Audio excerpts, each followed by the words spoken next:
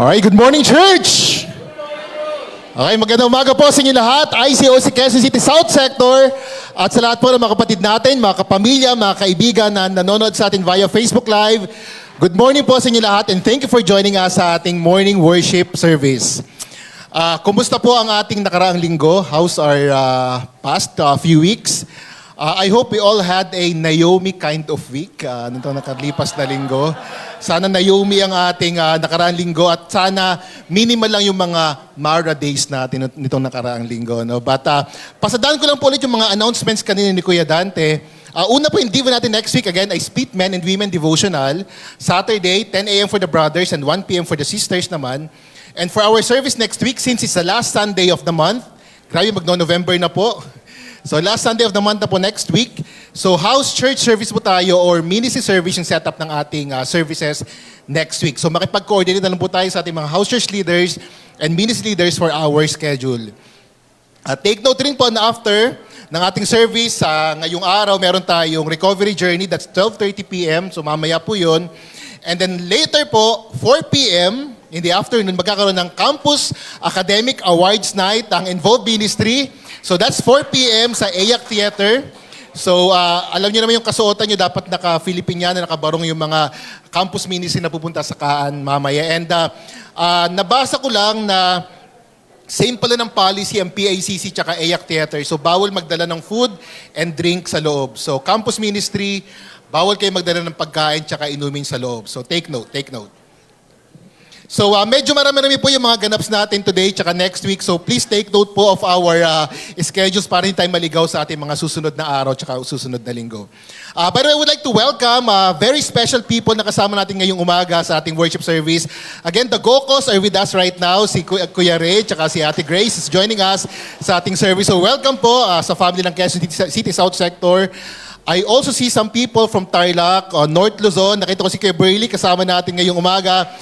Welcome kay Kuya Burley. And mga campus ministry from North Luzon, kasama natin ngayon. The Sampangs, andito. Welcome sa inyong lahat. Of course, si Ate Lorraine, kasama natin ngayong umaga sa ating service. Sino pa bang ating mga... Si Rick? Si Rick. Welcome kay Rick. Welcome kay... si Joy, kasama natin ngayong umaga. Of course, si Joy. Last week magkakasama kami sa wedding ni Grace Orgiza. So, welcome sa mga nagbabalik mula Pangasinan. So, welcome po sa inyong lahat. And again, welcome na welcome po kayo sa pamilya ng Quezon City South Sector. For our lesson this morning, I want to start with a very short video na nakita ko sa internet. Sana medyo malakas tong video natin. Pero, let me share a very short video that I found from the internet. 3 of the hardest things for people to say: I was wrong, I need help, and Worcestershire sauce. Worcestershire. Mahina. Ako na lang magpo-pronounce. Okay. Ako na lang magpo-pronounce. Sabi ng video, there are 3 things daw that are very hard to say. Una, I was wrong. Second, I need help. And third, Worcestershire sauce. Worcestershire sauce. Okay. So probably some of us ay napanood itong video na to. Kung hindi nyo pa napanood, tsaka kung nabitin kayo, punta kayo sa page ni Kuya Ralph. Si Kuya Ralph, meron siyang version ng video na to para mas maging familiar kayo sa video na to. Pero sabi nga dito, may 3 mahihirap na bigkasin na salita. Yung ang sauce na yon, tapos I was wrong and I need help. So I thought of sharing this video because this morning, ang tema po ng lesson natin ngayong umaga ay tungkol sa isa doon sa mahirap daw na banggitin na salitang yun. Of course, we won't be talking about the Worcestershire sauce kasi wala tayong matututunan doon.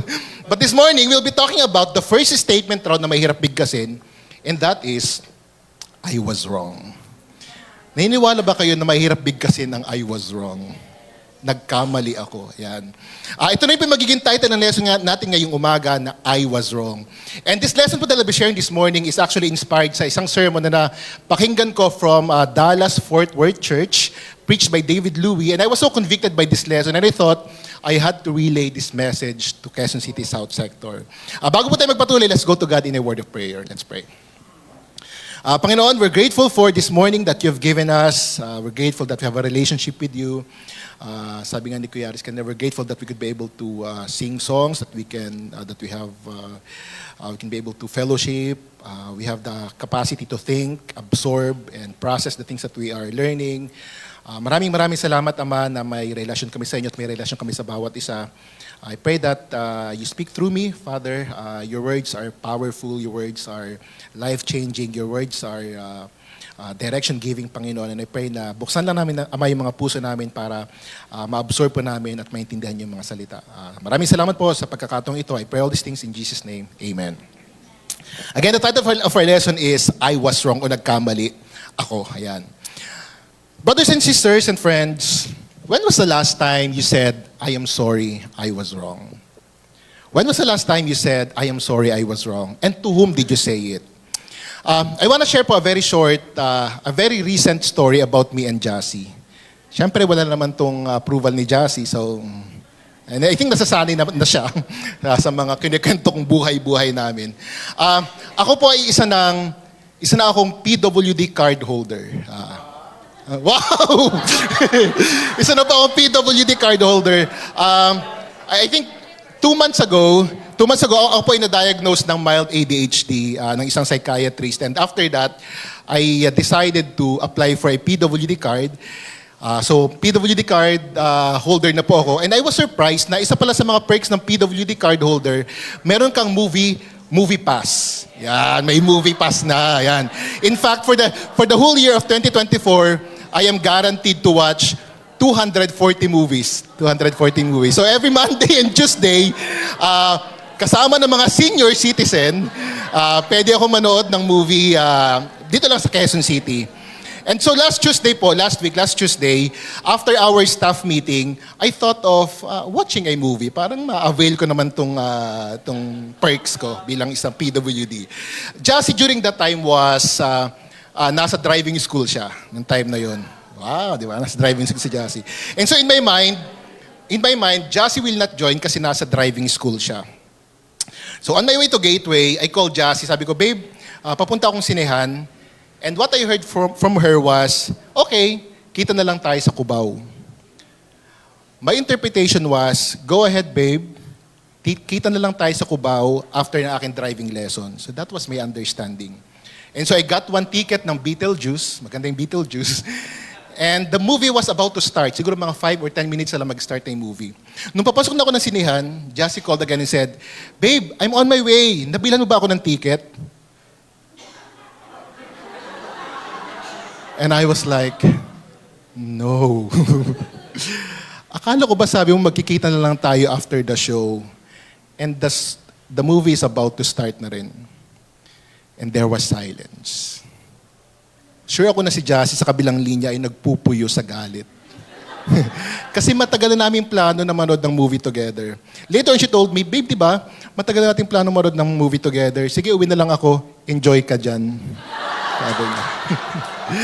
So, during that time, nakakatawa yung Beetlejuice pero parang hindi ko magawang tumawa doon sa movie. So, during that time, nagpupuyos na rin yung damdamin ko. Parang feeling ko, babe, but ang labo kasi ng instruction, ang labo kasi ng message mo sa akin, nakala ko kita na lang tayo. I mean, how can I enjoy this movie knowing na may galit at nagtatampo akong asawa na uuwian after this movie? But later on, I sent her a message. Sabi ko, babe, my apologies.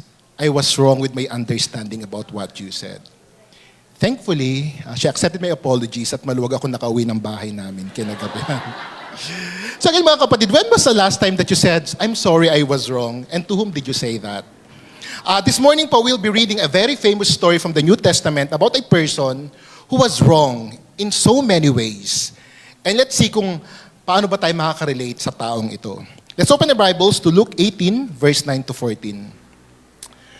Luke 18, verse 9 to 14. Sabi doon, verse 9, to some who were confident of their own righteousness and looked down on everyone else, Jesus told this parable. 2 men went up to the temple to pray, one a Pharisee and the other a tax collector. Let's pause there. So si Jesus, kapag nag-share siya ng parable, sometimes we need to figure out, para kanino ba itong parable na ito? Sino bang pinapatama ni Jesus mga parable na to? This parable that you have just said, very straightforward yung audience na tinutukoy ni Jesus. If you think thou you're more righteous than others, and if you have the tendency to look down on everyone else, Jesus said, listen up, this parable is for you. Let's keep on reading in verse 11. Sabi sa verse 11, the Pharisee stood by himself and prayed, God, I thank you that I am not like the other people, robbers, evildoers, adulterers, or even this tax collector. I fast twice a week and give a tenth of all that I get. Verse 13, but the tax collector stood at a distance. He would not even look up to heaven, but beat his breast and said, God, have mercy on me, a sinner. I tell you that this man, rather than the other, went home justified before God. For all those who exalt themselves will be humbled, and those who humble themselves will be exalted. Very famous parable po ito nabasa natin. And from the story that we have just read, we saw two major characters. The Pharisee, who thinks he got everything together. Feeling niya ang awesome niya. And the tax collector who can't even look up to heaven to pray. I don't know exactly what's everyone your stand right now before God, or how's everyone doing spiritually. But going to service today, kanino ka mas nakaka-relate sa dalawang to? The Pharisee or the tax collector? At ano yung mga mistakes nung Pharisee na pwedeng nakaka-relate rin tayo? So I'll be sharing 4 short points this morning. And our first point is, we can be wrong about our righteousness. We can be wrong about our righteousness. Going back from the story that we have just read, we'll see that the Pharisee was so wrong about his righteousness. He was so wrong about his righteousness. Parang pumunta lang siya ng simbahan o ng sambahan para i-boast kay God na, God, these are my accomplishments. Ito yung mga accomplishments ko. And this Pharisee thought na yun yung sukatan ni God ng righteousness. The accomplishments that he did. Too bad for him because the story ended with the tax collector na hinusgahan niya ng sobra-sobra was actually the person who went home justified. What was wrong about the Pharisee? Well, una, he is in the business of comparing his accomplishments to other people. He loves comparing his accomplishments to other people. And second, he made himself the standard. Feeling niya siya yung standard. God, buti na lang, hindi ako kagaya ng taong yun, no? Di ba? Ang sama-sama ng taong yun. Buti lang, hindi ako katulad ng taong yun. He lifted himself up by pulling down others. I have done more amazing things than that guy. And so between the two of us, obvious naman kung sino yung mas righteous. Obvious kung sino yung dediretso papuntang langit pag namatay kami. Too bad for him because he was so wrong about his righteousness. Sa panahon po natin ngayon, we can also be like the Pharisee. We can also be like the Pharisee, especially when we start comparing our walk, our achievements, our accomplishments with God to other people. I've been in this church long. Yan. Ako yung pinakamatandang Kristiyano sa ICOC. Nabasa ko na yung Bible from cover to cover. Yung iba nga pag binuksan yung Hosea, hindi pa makita-kita yung Hosea, kailangan pa mag-table of contents. Ako, I read the Bible from cover to cover. I give more. I give more. I sleep less kasi ang dami kong Bible studies. My children are all believers. Samantalang yung married na yun, madalam yung anak nila sa simbahan, hindi nila madala-dala. I am better than that couple. And God for sure is more pleased sa akin kaysa sa kanya. And many other examples of comparing ourselves and treating ourselves as the standard of righteousness. That was the Pharisee's heart. And so he was humbled eventually. The story that we have just read teaches us that we need to capture the heart of the tax collector. The humility of him to understand that before God, we have nothing to be proud of. Sa harap ng Diyos, wala tayong pwedeng may pagmalaki. And at the foot of the cross, ikaw man yung pinakamatandang Kristiyano, o ikaw yung pinakabata, ikaw man yung pinaka-fruitful na Kristiyano, ikaw yung pinaka-struggling, at the foot of the cross, we are all wrong. All of us have sinned and fall short of the glory of God. My challenge for all of us is tulad nung sinabi ni Jesus sa Matthew 7 verse 3. Sabi niya, why do you look at the speck of sawdust in your brother's eye and pay no attention to the plank in your own eye? How can you say to your brother, let me take the speck out of your eye, when all the time there is a plank in your own eye? You hypocrite, first take the plank out of your own eye, and then you will see clearly to remove the speck from your brother's eye. Point number 2 po that I would like to share is that we can be wrong about our opinion. We can be wrong about our opinion. Kung babalikan natin yung kwento, in a way, we can give credit dun sa Pharisee. He is not a robber. Hindi siya magnanakaw. He is not an adulterer. He is not an evildoer.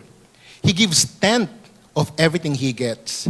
Kung isipin, ito yung mga gusto natin maging miyembro ng simbahan natin. If you're a Bible Talk leader right now, these are the kind of members that we would like to be part of our house churches and Bible Talk. Na hindi magnanakaw, na hindi nangangaliwa or adulterer, hindi evildoer, and he gives tenth of everything he gets. Kung isipin, this Pharisee is perfect, almost perfect. He is sharp.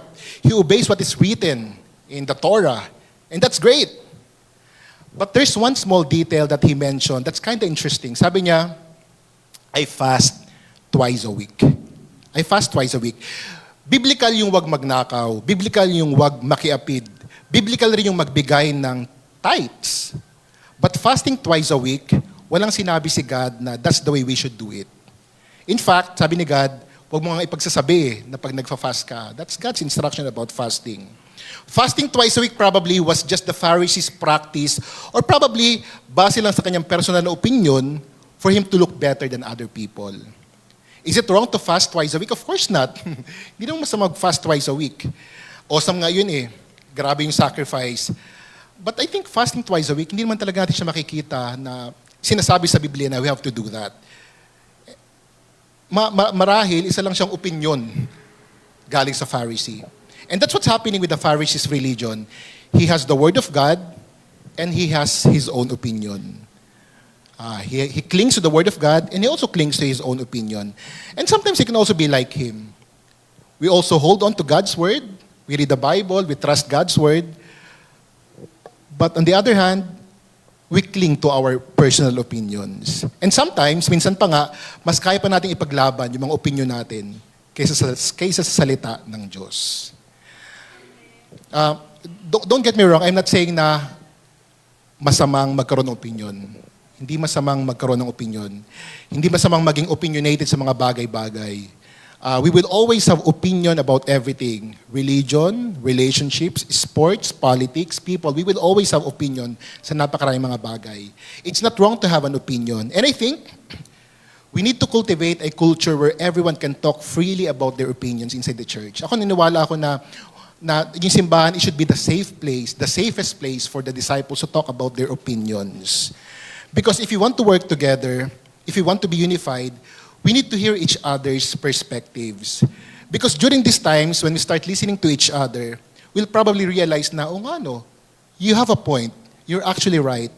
Thank you for letting me know what you're thinking. Hindi po masama na nagbibigay tayo ng opinion or magbigay tayo ng opinion. Let's just make sure na una, we're sensitive to what others might feel sa mga opinions natin. And second, let's make sure that our opinion doesn't bypass or doesn't violate God's righteousness and standard. At yun po yung naging pagkakamali ng Pharisee. He follows the instruction of Torah, but he also clings sa kanyang mga opinion. I want to share a time when instead of getting wisdom from the Bible, I gave a wrong opinion to someone and it affected him negatively. So nagbigay ako ng opinion without trusting o ano ba yung nasusulat sa Bible. So there's a brother before in the campus ministry na kahit hindi niya na-confess, I feel na he is same-sex attracted. I feel na he is same-sex attracted. And so what I did was, I pushed him to like a sister. That was my opinion. You have to like a sister. Kasi yun yung tama. Feeling ko yung makakatulong sa sitwasyon mo. It turned out, it made him struggle more and eventually he left the church. But because that was my opinion. Friends pa rin naman kami ngayon, but I feel like malaki yung epekto ng mga opinion ko kung bakit yun nangyari sa kanya. Kaya thankful ako right now na meron tayong ICOC Embrace because at least right now we are more directed, meron tayong direction, how we can handle our brothers and sisters who have a background with regard to same-sex attraction. But yeah, na-realize ko, sometimes, kahit wala naman tayong masamang intention, we are still capable of giving out wrong opinions to people. And so my challenge for all of us is that before giving opinions to others, let's pray for it first. And probably let's seek wisdom from the Bible and seek mature advices from people. Because again, benefit of the doubt, our opinions can also be wrong, especially if it's not coming from the Bible. Point number 3, we can be wrong about our judgment to people. We can be wrong about our judgment to people. How many of us experienced being misunderstood, misinterpreted, and judged wrongly? Sino sa naka-experience ng parang, ay, na-misinterpret ako. I was misjudged. I was judged wrongly. That's exactly what the tax collector experienced from the Pharisees. He was labeled as a bad person. He was labeled as unrighteous. And sabi pa ni Pharisee, God, salamat, buti na lang hindi ako katulad nitong taong ito. Nakalimutan natin ni Pharisee and hindi ata aware si Pharisee na it was because of these people he labeled na bad and unrighteous that Jesus came down from heaven to earth. Nakalimutan natin ni Pharisee na itong mga taong sa tingin niya masasama ang actually rason kung bakit bumaba si Jesus sa langit para sa mga taong ito. He judged wrongly si tax collector. Again, sad thing is that sometimes you can also be like this Pharisee. We can also be judgmental. And we could also judge wrongly people. Even right now, as you see it, I'm sure ako na under judgment niyo ako right now as I share. Even right now, as you see it, I think whether we believe it or not, there's judgment in this room. There's judgment in this room. Ano bang pinagsasabi ni Chris Pro? Saan papatungo yung kanyang lesson? There's judgment in this room. Judgment against a brother probably or a sister who has different opinion than yours. Judgment against a brother or a sister who has a different political view na meron ka. Judgment about a Christian na may kakaibang post sa Facebook na biglang mo nakita. So there's judgment inside this room. And it's easy to judge people right away without caring to know first, ano kayong pinanggagalingan ng taong ito? Bakit kaya siya ganyan? Last Thursday po, during our sectoral Devo, we talked about Jesus' point of view when he saw the crowd. Looking at the crowd, it's easy probably to judge them right away na they are rowdy, they are nakaubos ng energy. Pero si Jesus, when he saw the crowd, he did not look at the crowd that way. Instead, nakita ni Jesus na harassed, helpless itong mga taong ito, and Jesus saw na kailangan nila ng shepherd. Sometimes when we see people, it's very easy to judge them based on what is obvious, yung nakikita, without really digging deep. Ano bang pinaggagalingan nitong taong ito? Where is this person coming from? The Pharisees' story is a great reminder for all of us that we can also be wrong about our judgment to people. Na kahit obvious na, we still need to give them the benefit of the doubt because we could be wrong in our judgment sa mga tao sa paligid natin. I want to give challenge sa ating lahat. My challenge for all of us is try to figure out sino ba yung mga tao na madali nating ma-judge. Yung pag nakita pa natin parang, ba't may kulay buhok nito? Siguro ano to? Siguro ay rebellious yung tao kung nagpakulay siya ng buhok. I remember na nasa campus ministry ako, may sister na naka-nail polish ng black. Sabi ko, ang worldly naman ng sister na ito. Ba't naka-black nail polish? So may judgment na. My challenge for all of us is to try, yan, si Arnie, naka-red. So, yung challenge ko sa ating lahat is, sino ba yung mga tao na parang pagtingin pa lang natin, parang meron agad tayong judgment? And my challenge is, find time or set a time to talk to this person because probably there is something, a battle na nilalaban nitong taong ito na we're not just aware. And find time kung ano yung pinapagdaan nitong taong ito. And probably ma-realize natin na, bro, sis, sorry, I have been misinterpreting you for a very long time. Sorry, I was wrong about my judgment sa'yo. Just imagine mga kapatid, if this is the kind of ministry or this is the kind of culture that our ministry or church has, kung ganito yung kultura ng ating simbahan, that we have the humility to apologize to one another because of the possibility of judging one another wrongly. Parang feeling ko, ang sarap ng ating community kung meron tayong kultura na we apologize to people because we know we are judging them wrongly. Fourth and last point, we can be wrong about our view of God. We can be wrong about our view of God. Wow, parang medyo mahirap itong tanggapin na. Parang mas madaling tanggapin yung we can be wrong about our opinion, we can be wrong about our judgment to people, but I am wrong about my view of God. Parang medyo mahirap-hirap tanggapin to. Going back sa kwento na binasa natin, Again, the Pharisee thought that he was the top student. Yan. He thought that he was a top student, that God likes him, that God probably is thankful that there's people like him in this world. Parang feeling siguro ng Pharisee, biyaya ako sa sanlibutan. Ganyan. Because ang awesome ko. Na kung sana lahat ng tao sa buong mundo ay katulad niya, the world will become a better place. Yun yung stand ng ni Pharisee. And God, hearing this in heaven, probably saying, oh boy, how am I going to tell this guy? How am I going to tell him that he's not my favorite? The Pharisee had a wrong view of God. Well, not fully wrong, but he's still wrong about his view of God. And again, sometimes he can be like him. Okay.